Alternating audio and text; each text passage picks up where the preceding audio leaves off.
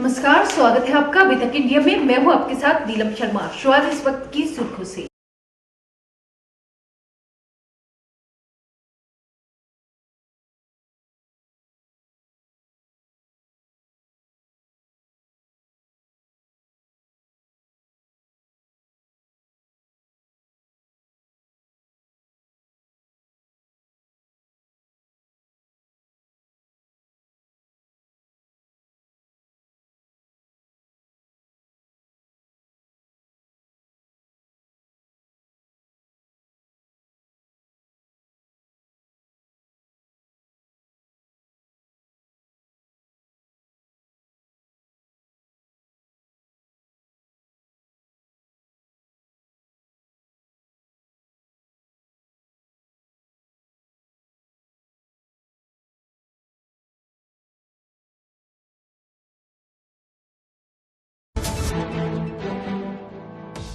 शुक्रवार को मुजफ्फरनगर में जिलाधिकारी कार्यालय पर उस समय हड़कंप मच गया जब अपनी जमीन संबंधी समस्या को लेकर जिलाधिकारी कार्यालय पहुंचे एक पीड़ित किसान ने अपनी समस्या का समाधान नहीं होने व अधिकारियों द्वारा उसकी बात नहीं सुनने से परेशान होकर अपनी जीवन लीला समाप्त करने हेतु जहरीले पदार्थ का सेवन कर लिया, जिसके बाद जिलाधिकारी कार्यालय पर मौजूद पुलिसकर्मियों द्वारा आनन फानन में किसान को जिला चिकित्सालय में भर्ती कराया गया, जहां किसान की हालत गंभीर बनी हुई है।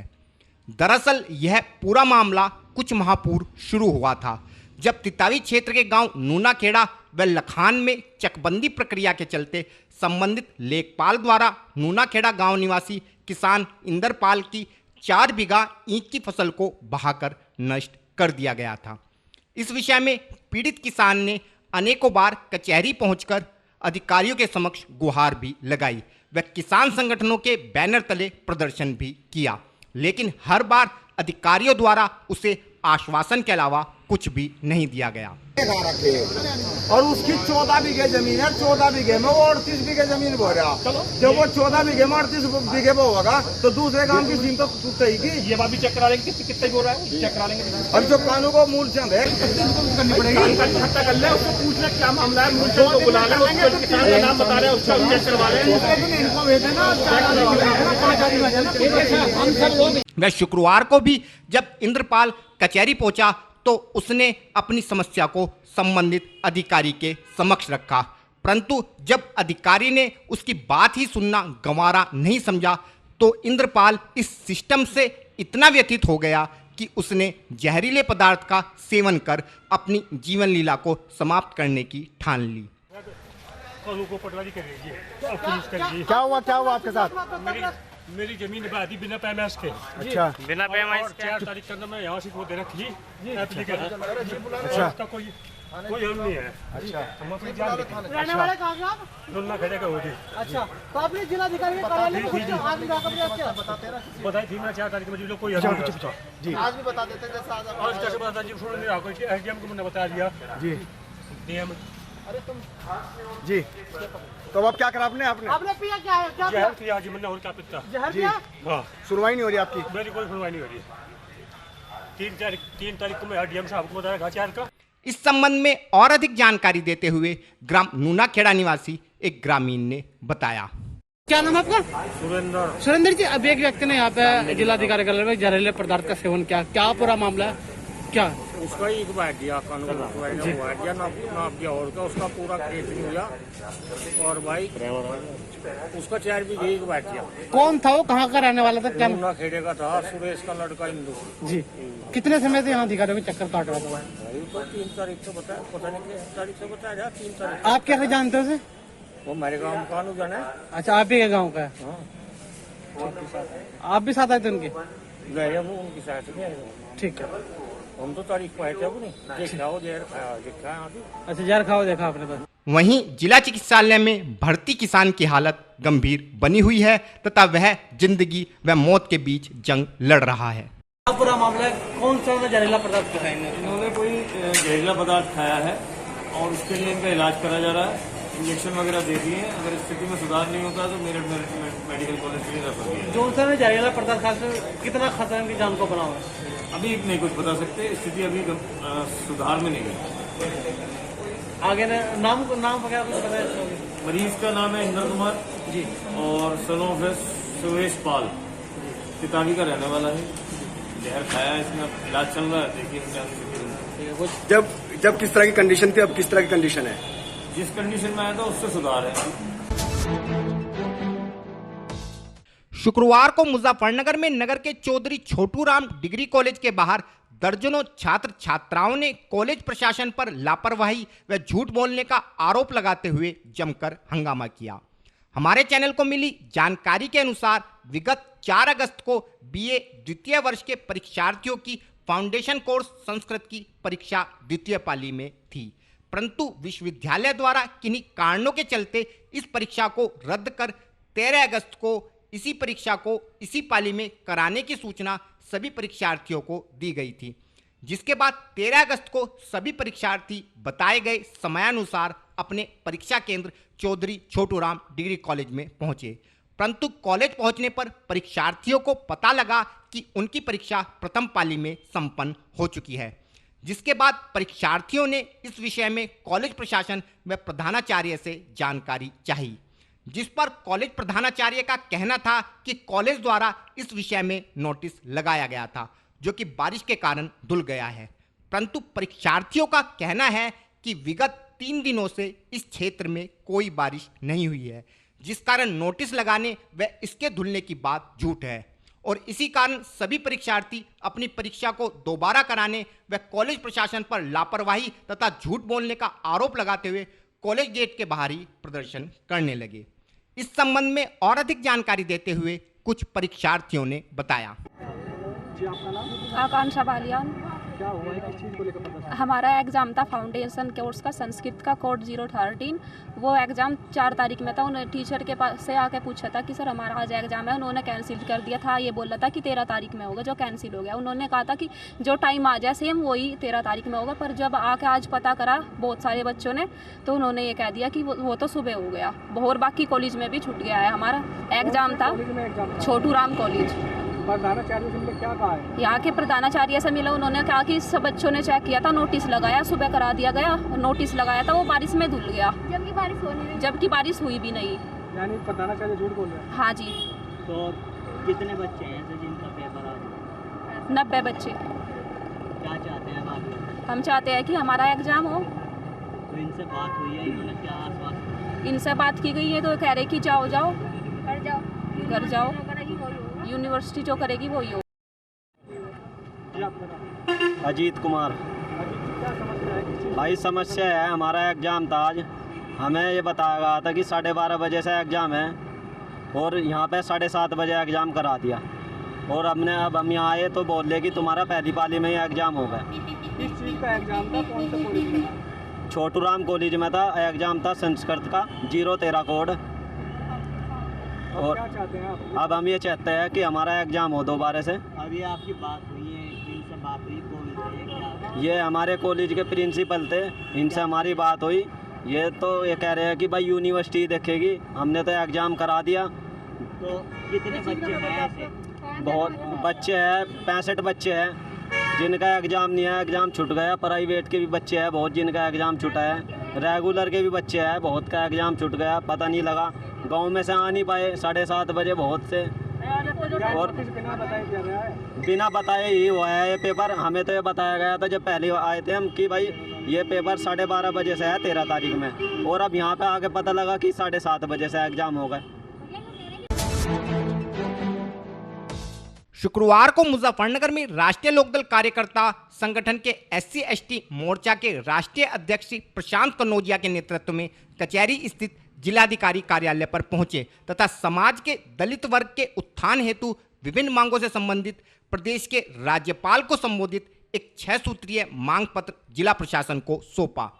राष्ट्रीय लोकदल कार्यकर्ताओं का कहना था कि विगत वर्ष प्रदेश के हाथरस में दलित बेटी के साथ हुए जघन्य अपराध के बाद सरकार की घोषणा के अनुसार आर्थिक सहायता राशि आज तक भी पीड़ित परिवार को नहीं मिल सकी है। अतः सरकार अपने वादे के मुताबिक सहायता राशि जल्द से जल्द पीड़ित परिवार को मुहैया कराए। इसके अलावा 2 अप्रैल को भारत बंद के दौरान दलितों पर दर्ज मुकदमे वापस ले व सभी सफाई कर्मियों को अस्थायी नौकरी, समान वेतन के साथ दे।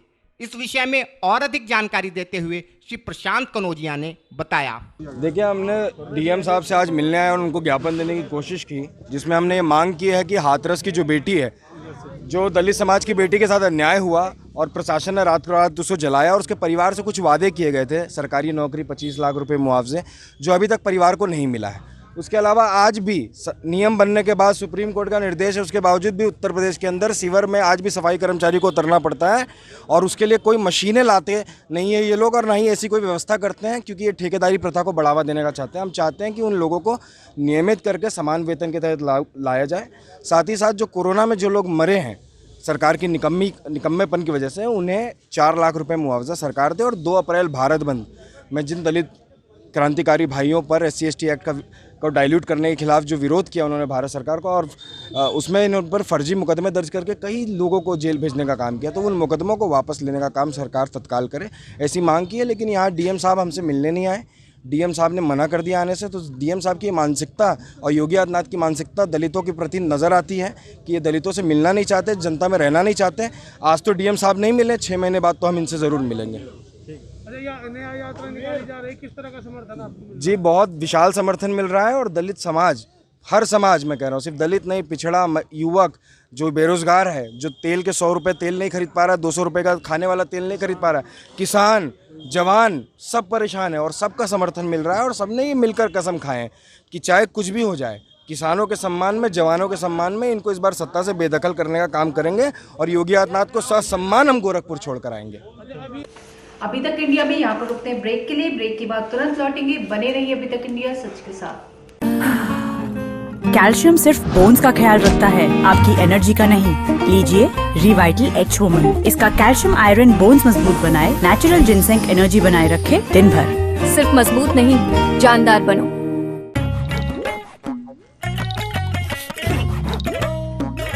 एब्जॉर्ब डस्टिंग पाउडर लगाइए रोजाना। इसका डबल एक्शन फार्मूला पसीना सूखे, खुजली आने से पहले ही रोके, ताकि साथ का ठाट बना रहे। पसीना खुजली भगाने में एब्जॉर्ब का हाथ इस्तेमाल करो, खुद का नहीं। खुजली नहीं, एब्जॉर्ब करो। अब क्रीम में भी। यूपी के दमदार लोगों के लिए टाटा टी प्रीमियम ने बनाई है दमदार चाय। 1 प्याली दम वाली, 1 प्याली यूपी वाली। यूपी मतलब दबंग लोग। अबे भैया जी की गाड़ी कौन रोका? पावर की देख जकड़, पैसों की देख अकड़, छोटी सी बात पर आस्ते ने ऊपर चढ़ जाती है। यूपी वाले दम दिखाने का मौका नहीं छोड़ते। अब चाहे वो पावर का दम हो, पैसों का दम हो या फिर अच्छाई का। भैया को बोलना पड़ेगा।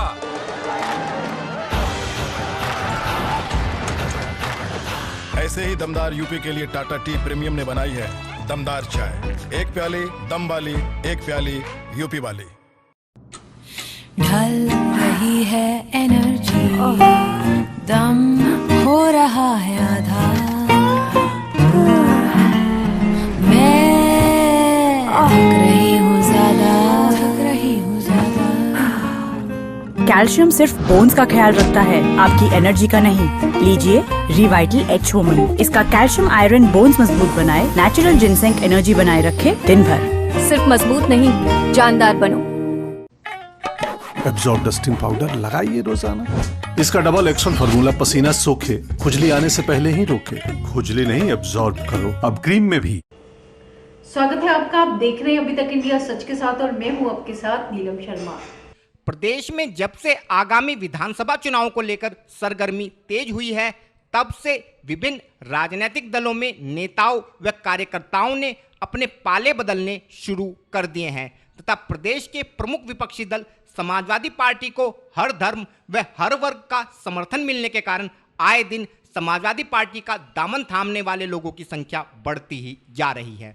विगत दिनों ही जहां जनपद में दलित व पिछड़े वर्ग के दर्जनों युवाओं ने सपा का दामन थामा था, तो वहीं शुक्रवार को भी राष्ट्रीय लोकदल नेत्री बाला किन्नर ने अपने दर्जनों समर्थकों के साथ समाजवादी पार्टी की नीतियों व विचारधारा में आस्था प्रकट करते हुए पार्टी की प्राथमिक सदस्यता ग्रहण की। इस अवसर पर पार्टी जिला अध्यक्ष श्री प्रमोद त्यागी द्वारा सभी नए सदस्यों का फूलमाला पहनाकर स्वागत किया गया तथा उन्हें उज्जवल भविष्य की शुभकामनाएं दी गई। इस विषय में और अधिक जानकारी देते हुए बाला किन्नर व श्री प्रमोद त्यागी ने बताया। आ चुकी में जोर शोर से सब काम हो गए और समाजवादी पार्टी में आ चुकी मैं और उत्तर प्रदेश में अखिलेश यादव की मुख्यमंत्री बनेंगे जोर शोर से। आज हमारी जनपद की बहुत वरिष्ठ राजनीतिक कार्यकर्ता हैं। बाला किन्नर जी 2 बार जिला पंचायत की निर्वाचित मेंबर रही हैं। ये राष्ट्रीय लोकदल की वरिष्ठ नेता थी। राष्ट्रीय लोकदल छोड़ करके अपने साथियों सहित बाबू ककरोली हैं, रेज भाई हैं और बहुत सैकड़ों साथियों के साथ आज इन्होंने समाजवादी पार्टी की सदस्यता ग्रहण की। मैं इनका स्वागत करता हूं और इनके आने से निश्चित रूप से समाजवादी पार्टी को जनपद में लाभ होगा और उत्साह से कार्य करेंगे। समाजवादी नीतियों का प्रचार करेंगे। हमारे नेता आदरणीय अखिलेश यादव जी के शख्सियत से प्रभावित होकर के आपने समाजवादी पार्टी की मेंबरशिप ली और जैसा मैं रोज़ आपसे बातचीत होती है पूरे प्रदेश में, आप रोज़ाना देखते पढ़ते और अपनी टीवी पर दिखाते होंगे, पूरे प्रदेश में रोज़ाना लोग बीजेपी छोड़ करके, कांग्रेस छोड़ करके, बहुजन समाज पार्टी और दूसरी पार्टी छोड़ करके समाजवादी पार्टी में आ रहे हैं। ये रास्ता बता रहा है कि प्रदेश किस ओर जा रहा है। बीजेपी की जन विरोधी नीतियों के कारण, किसान विरोधी नीतियों के कारण मजदूर लोगों ने आते हुए कोरोना भाई आत्महत्या की, उनको साधन नहीं हुए, उनको रोजगार नहीं दिए गए, छात्र उनको उनकी पढ़ाई का नुकसान हुआ है, फीस पूरी ली जा रही है। अध्यापक, अधिवक्ता, व्यापारी, दुकानदार, हर आदमी आज इस सरकार से पीड़ित है और सब लोग समाजवादी पार्टी की ओर देख रहे हैं, अपने नेता अखिलेश यादव जी की ओर देख रहे हैं। और 2022 में जो हालात आज बन गए हैं, निश्चित रूप से उत्तर प्रदेश में समाजवादी सरकार बनेगी और हमारे नेता, सब लोगों के नेता अखिलेश जी उत्तर प्रदेश के मुख्यमंत्री बनेंगे। मैं इनका स्वागत करता हूं और इस उम्मीद के साथ करता हूं कि निश्चित रूप से ये पार्टी को जनपद में और मजबूत करेंगे। शुक्रवार को मुजफ्फरनगर में राष्ट्रीय लोकदल SC/ST मोर्चे के राष्ट्रीय अध्यक्ष श्री प्रशांत कनौजिया द्वारा मेरठ रोड स्थित PWD गेस्ट हाउस पर एक प्रेस वार्ता का आयोजन किया गया। इस प्रेस वार्ता का मुख्य उद्देश्य भाजपा सरकार द्वारा प्रदेश के दलित व पिछड़े वर्ग पर किए जा रहे अत्याचार के विषय में मीडिया के माध्यम से प्रदेश की जनता को अवगत कराना था। श्री प्रशांत कनौजिया का कहना था कि उनका संगठन न्याय यात्रा के माध्यम से प्रदेश के जनपदों में पहुंचकर समाज के दलित व पिछड़े वर्ग से मुलाकात कर उनके दुख दर्द को साझा कर रहा है, क्योंकि मौजूदा सरकार में इस वर्ग को शोषण के अलावा कुछ नहीं मिला है तथा सरकार पीड़ितों को न्याय दिलाने के बजाय आरोपियों को संरक्षण देने में लगी है, जिस कारण उनका संगठन इस दिशा में पीड़ितों को न्याय दिलाने हेतु संघर्षरत है।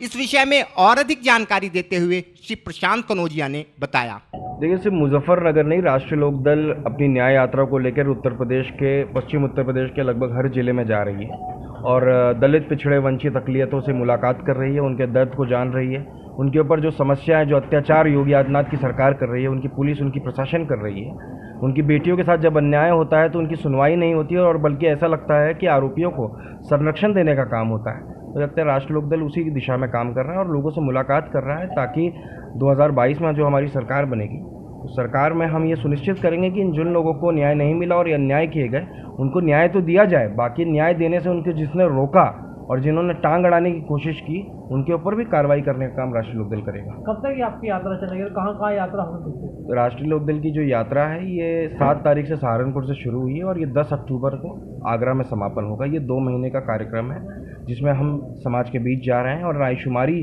के माध्यम से उनके मुद्दों को दर्ज कर रहे हैं ताकि उसे मैनिफेस्टो में हमारे शामिल किया जा सके, हमारे मुद्दों में शामिल किया जा सके, क्योंकि ये जो भाईचारा बिगाड़ने के काम जो भाजपा कर रही है उससे नुकसान आम गरीब जनता को हो रहा है, रेहड़ी पटरी वालों को हो रहा है, उन युवाओं को हो रहा है जो बेरोज़गार है इस समय। तो हम चाहते हैं कि जो मुद्दा है वो देश का इस समय स्वास्थ्य, बेरोज़गारी, सामाजिक न्याय, इन तमाम मुद्दों पर देश का क्या ध्यान केंद्रित हो और प्रदेश का ध्यान केंद्रित हो। खबरें देश की हो, विदेश की हो या हो आपके शहर की, हम रखते हैं हर खबर पर नजर। बने रहिए अभी तक इंडिया सच के साथ। नमस्कार।